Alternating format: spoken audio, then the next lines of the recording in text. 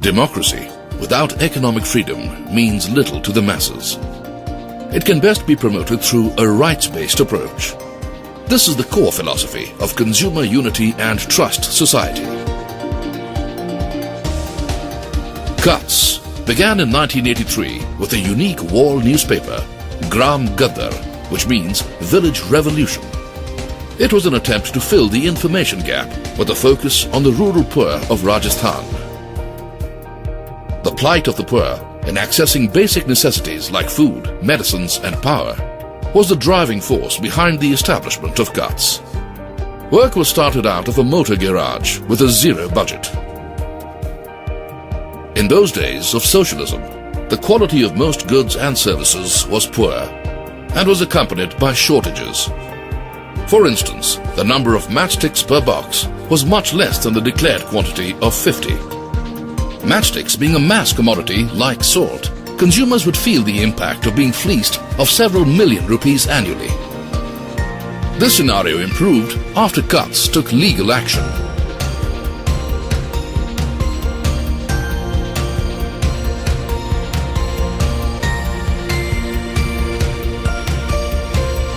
Using a law to assert consumer rights is often more effective than advocacy. Cuts public interest litigation on female sterilization victims is an example. It led to a change in the government's policy of targeting women as numbers. Helping persuade the government to pass the Consumer Protection Act in India was one of Cuts' most successful efforts of the early 80s.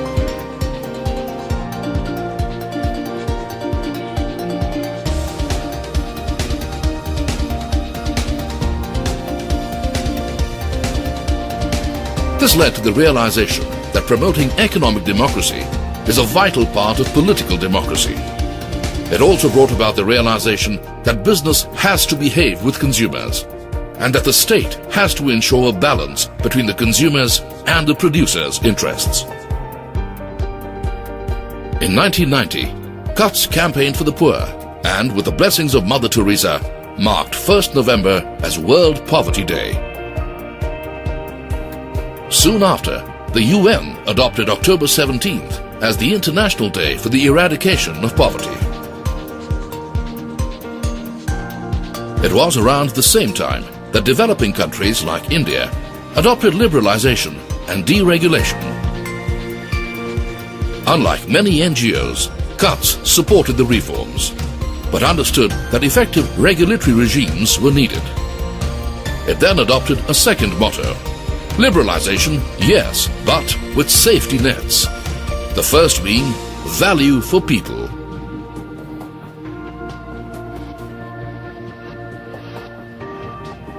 The leaders at Cuts realized that consumer protection could not be limited to just resolving complaints.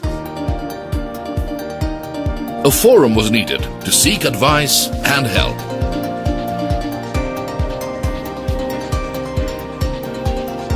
Cuts then spawned a number of small consumer groups.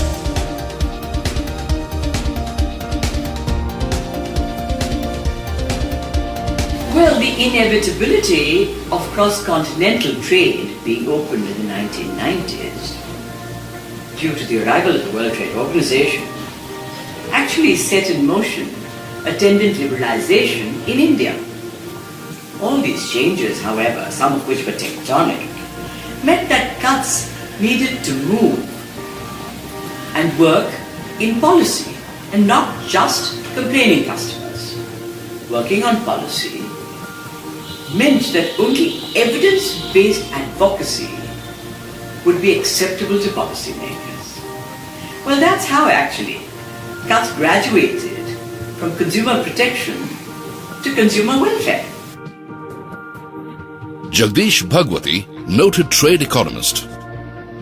Cuts has developed from a modest NGO addressing mainly domestic issues to a preeminent position as an international NGO dealing with issues relating to the world trading system and related issues.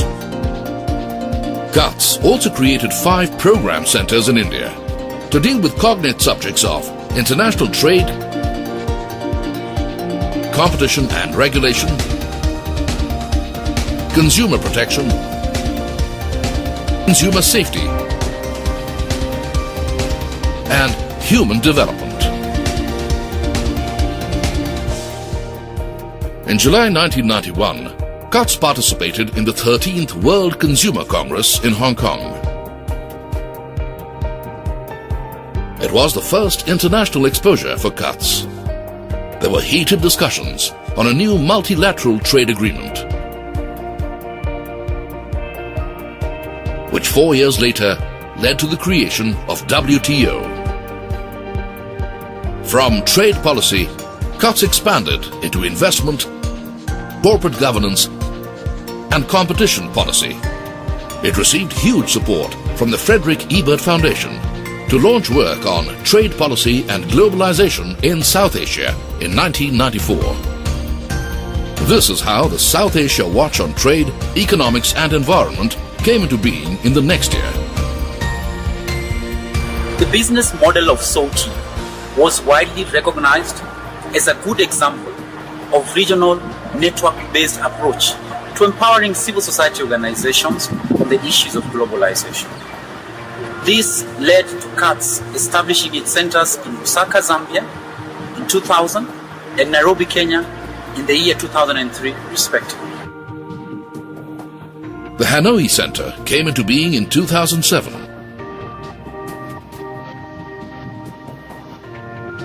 Followed by one in Geneva in 2008.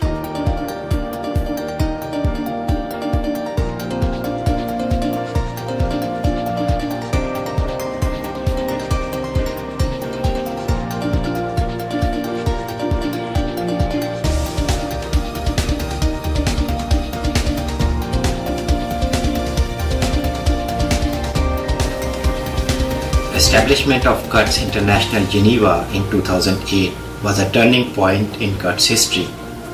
A donor, Hewlett Foundation, approached CUTS with a grant for this purpose instead of the classical way of CUTS approaching a donor.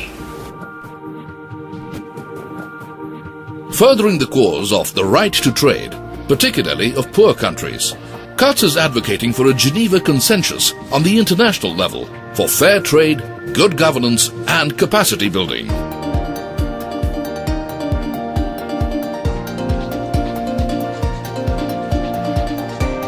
Surendra Kanstiya, former chairman, Consumer Guidance Society of India, Mumbai.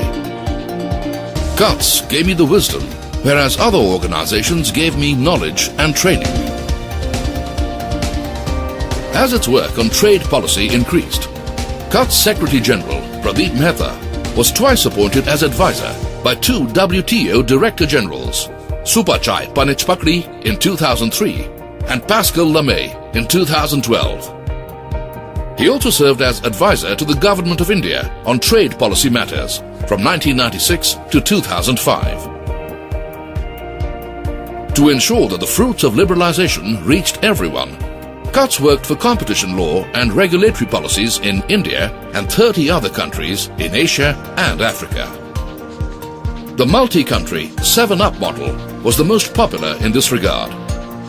A critical point of difference with similar projects was CUTS' approach, which was bottom-up. Gareth Thomas, former Minister of State, DFID, UK. We value the productive relationship that CUTS and Department for International Development, DFID, had built up in recent years on this agenda.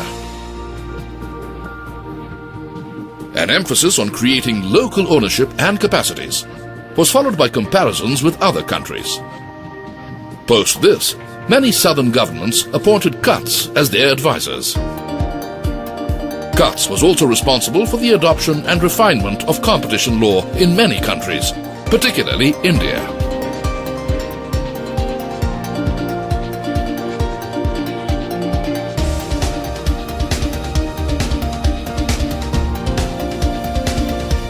Besides trade and regulation, CUTS' spectrum of work includes governance. Its 20th anniversary celebrations followed the theme Governance and its relationship with poverty reduction.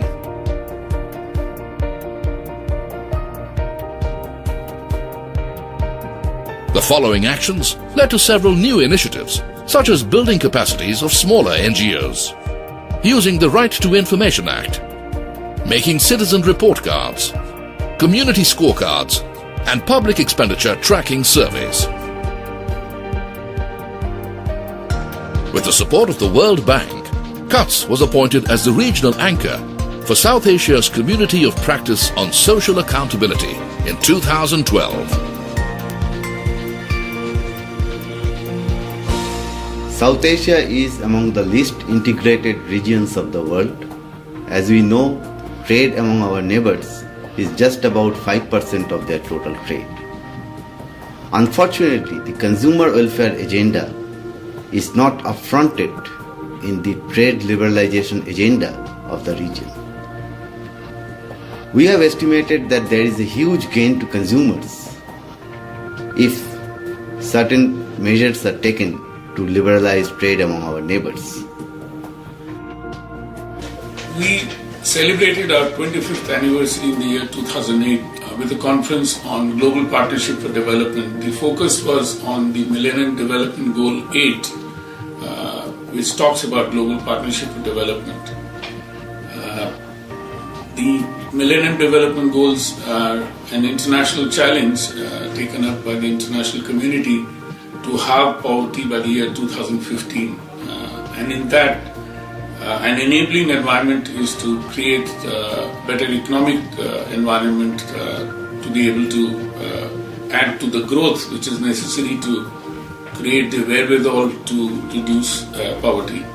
While we have been working internationally as well as nationally on a very large number of issues, one of the understanding that we had, and this is something which we've been doing for a long time, is to intensify our work at the grassroots. In southern Rajasthan, for example, we have taken up promotion of livelihoods for poor women, and they are organized in about 1,000 self-help groups covering over 100,000 women. In the future, how we visualize, having completed 30 years now, we realize that we will continue to consolidate our work as well as make it more effective, and I would say cost-effective as well. And that is how I visualize the journey for CUTS for the next 20 years.